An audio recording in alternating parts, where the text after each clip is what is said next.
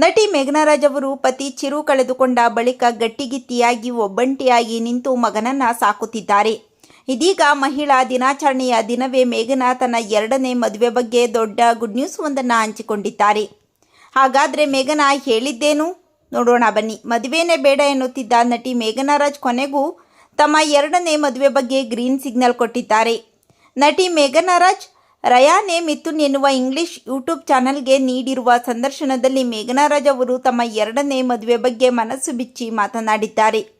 ಚಿರು ನಿಧನದಿಂದ ಇಲ್ಲಿಯವರೆಗೂ ಅನೇಕರು ನನ್ನ ಮದುವೆ ಬಗ್ಗೆ ಕೇಳುತ್ತಿದ್ದಾರೆ. ಪ್ರತಿಯೊಬ್ಬರಿಗೂ ಸಂಗಾತಿ ಬೇಕು, ಆತ ಗಂಡನಾಗಿಯೇ ಅಂತಲ್ಲ, ಆದರೆ ಜೊತೆಗಾರನಾಗಿ ಇರಬೇಕು. ಒಂದು ಗಂಡಿಗೆ ಒಂದು ಹೆಣ್ಣು, ಹೌದಾದರೂ ಎಲ್ಲ ಸಂದರ್ಭದಲ್ಲಿಯೂ ಅದು ಹಾಗೆಯೇ ಆಗಬೇಕೆಂದೇನೂ ಇಲ್ಲ. ಕೊನೆ ಪಕ್ಷ ನಮ್ಮ ಕಷ್ಟ ಸುಖ ಮಾತನಾಡಲು ಆದರೂ ಜೊತೆಗಾರ ಬೇಕು ಎಂದಿದ್ದಾರೆ. ಈ ಬಗ್ಗೆ ತುಂಬ ಮಂದಿ ನನ್ನ ಬಳಿ ಮಾತನಾಡುತ್ತಾರೆ, ಮತ್ತೊಂದು ಮದುವೆಯ ವಿಷಯದ ಬಗ್ಗೆ ಪ್ರಸ್ತಾಪ ಮಾಡುತ್ತಾರೆ. ಆದರೆ ಸದ್ಯ ಇನ್ನೊಂದು ಲವ್ ಬಗ್ಗೆ ನಾನು ಮಾನಸಿಕವಾಗಿ ರೆಡಿಯಾಗಿಲ್ಲ. ಹಾಗೆಂದು ಅದು ಆಗುವುದೇ ಇಲ್ಲವೆಂದೇನಲ್ಲ.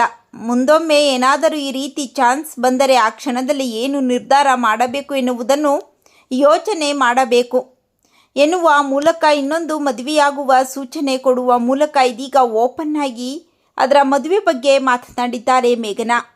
ಈ ಮಹಿಳಾ ದಿನದಂದು ನಿಜವಾದ ಗಟ್ಟಿಗಿತ್ತಿಯಾಗಿ ನಿಂತಿರುವ ಮೇಘನಾ ಅವರ ಬಗ್ಗೆ ನಿಮ್ಮ ಅನಿಸಿಕೆಗಳನ್ನು ಕಾಮೆಂಟ್ ಮಾಡಿ ತಿಳಿಸಿ.